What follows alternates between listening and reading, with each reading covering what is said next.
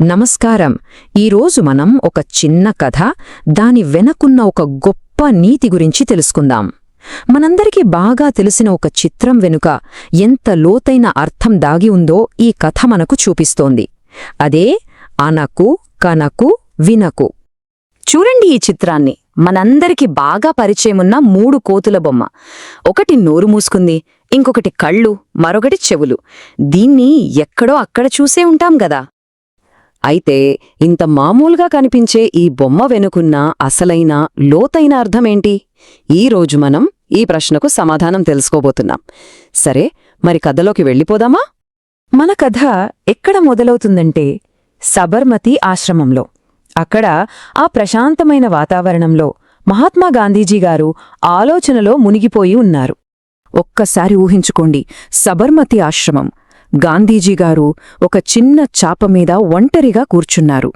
అప్పుడే భగవద్గీత పారాయణం పూర్తిచేసి ఆ పుస్తకాన్ని పక్కన పెట్టారు. ఆయన దృష్టి మొత్తం ఒకే ఒక్క వస్తువు మీద నిలిచిపోయింది. నిన్నెవరో తనకు బహుమతిగా ఇచ్చిన ఆ 3 కోతుల బొమ్మనే ఎంతో ఏకాగ్రతతో దీక్షగా చూస్తున్నారు. గాంధీజీ అలా పూర్తిగా నిమగ్నమై ఉండగా ఆ గదిలోకి మహాదేవ దేశాయి వచ్చారు. ఇక్కడి నుంచే ఆ బొమ్మల్లోని అసలు పాఠం మనకు తెలియబోతోంది. మహాదేవ దేశాయి లోపలికి వచ్చారు.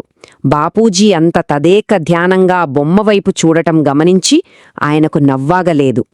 గాంధీజీ నెమ్మదిగా వెనక్కి తిరిగి, మహాదేవ్, ఎందుకు నవ్వుతున్నావు అనడిగారు.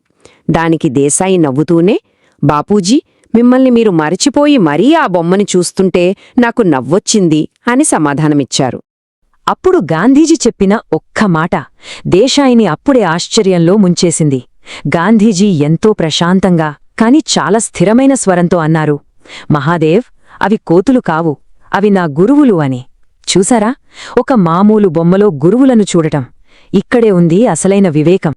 ఆశ్చర్యంగా చూస్తున్న దేశాయికి గాంధీజీ ఆ 3 కోతుల బొమ్మలు మనందరికీ ఇస్తున్న గొప్ప సందేశాన్ని వివరించడం మొదలుపెట్టారు.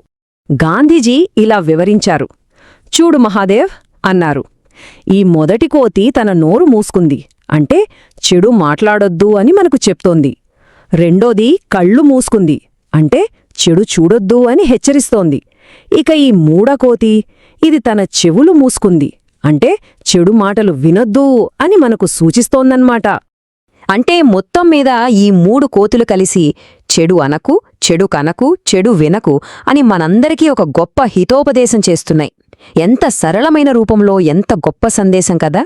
గాంధీజీ చెప్పింది విన్నాక మహాదేవ దేశాయి దృష్టికోణమే మారిపోయింది.